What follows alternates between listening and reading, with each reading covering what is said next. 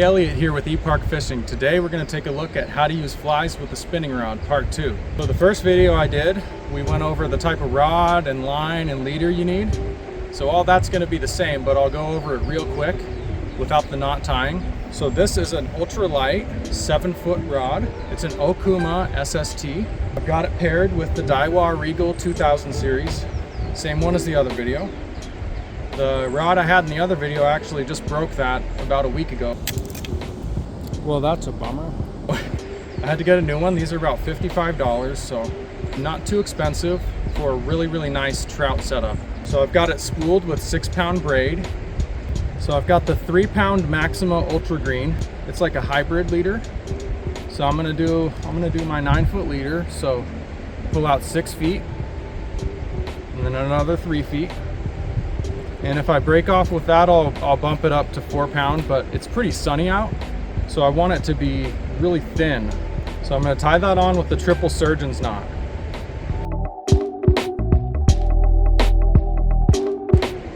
All right, so I'm gonna take this guy right here. It's a big bunny leech, and this thing has a lot of action. It's got the little rubber legs on it, and I'm gonna tie that onto a dropper loop. So I'm gonna go to the end of the line right here. I'm gonna go up like 3.5 feet and tie on a dropper loop. And I wanna make it big enough that a big fly can go on it. It's gonna be about 2 inches long. Usually a smaller fish isn't gonna hit a fly that size. You got your big bait, and then I'm gonna tie on a little jig nymph down here. Check this out, it's barbless. It's like a number 6 or a number 8. It's not the smallest fly. You can go smaller. So I'm gonna tie that on the very end, just with the clinch knot. And that's all there is to it. Just a big fly to cast and sink, and smaller fly behind it. So if they're kind of skeptical about that big fly or it's a smaller fish, there will be this guy trailing right behind it. So whichever fly you choose is gonna sink differently and it's gonna cast differently. So this big bunny leech has a bunch of fur on it. That's gonna catch the water and it's not gonna sink really fast.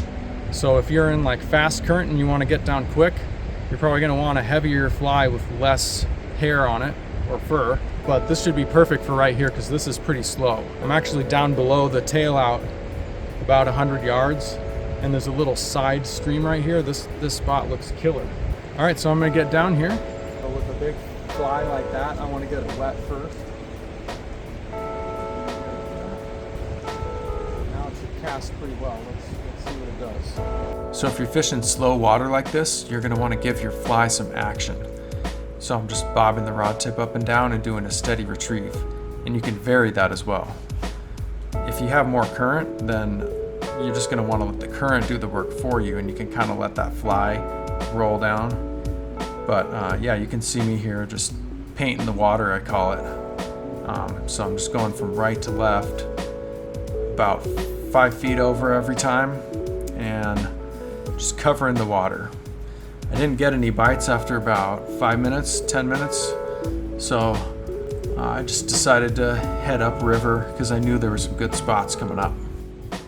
So I hiked up about 50 yards to this really narrow spot that had a nice seam, and I had actually caught a fish here the day before. I was there for about 10 minutes and I did get a couple bites, but there weren't a lot of spots I could cast to, so I decided to just keep moving. All right, that was about 5 to 10 minutes. On to the next. My buddy's still over here.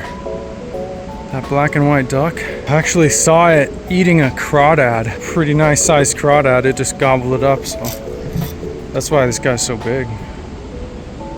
And look, it's coming right to me. It's like it's trained.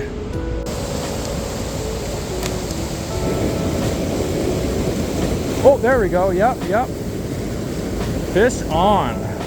Must be small. Oh, it came off. That was probably like a 3-incher.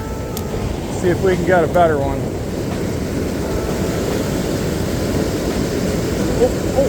Oh. That fish is tiny.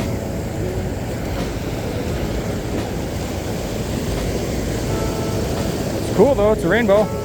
Oh, with the barbless. Oh. Still counts. Well, I caught 2 fish in 28 minutes.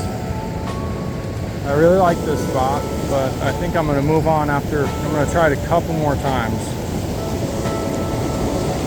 No matter how long I let it sink, it does not snag. Uh-oh. Right when I said that, snag. And I lost both my flies. Well, classic moment right after I said I'm not snagging no matter how deep I get this fly, I snagged. So now I'm retying. I'm gonna pick something that I can cast a little further. I'm back at that first spot. So let's see what we got here. So the first fly, my heavy fly for casting I have is this brown bugger type fly. My second fly is this zebra midge, pretty good sized zebra midge. It's like a number 8. These black flies work really well in the Deschutes. Let's throw it out here. So, oh, this guy followed me. This duck followed me over here. He must be able to smell my snacks. Oh, he's trying to take the fly. Duck's going for this fly. That's. Look at him. Look. No. So unfortunately I could not cast that fly far enough, but I really liked the way it looked. So I did a little on-the-fly adjustment, pun intended, and after looking through all my flies and lures, I saw this small frog that looked perfect for casting. So I tied on another dropper loop about 2 feet up from that woolly bugger, and that's where I attached the frog. But yeah, you never know. You never know. This might be perfect. Oh yeah, I can cast this easy. Easy peasy. There we go. What if a brown trout hit that frog? That'd be awesome. Oh. Snagged up right away. Get out of there. You can get out. You can get out. There we go. Jeez.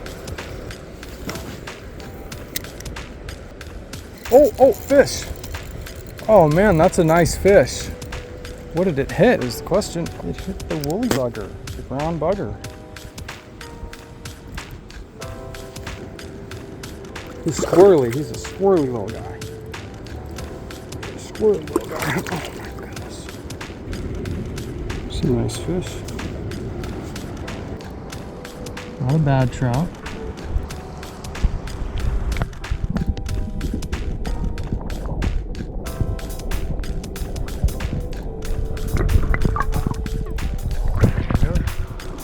So I casted that frog fly setup around for another 5 or 10 minutes and then it started dumping rain. But I really like that rig and I would definitely try it again.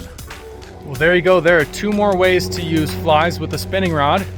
Let me know if you want to see more videos about flies with a spinning rod or any other subjects you're interested in. And don't forget to click subscribe. I will see you next time and thank you for watching. Well, either Buddy is trying to poop on my sunglasses or he's letting me know I left something behind.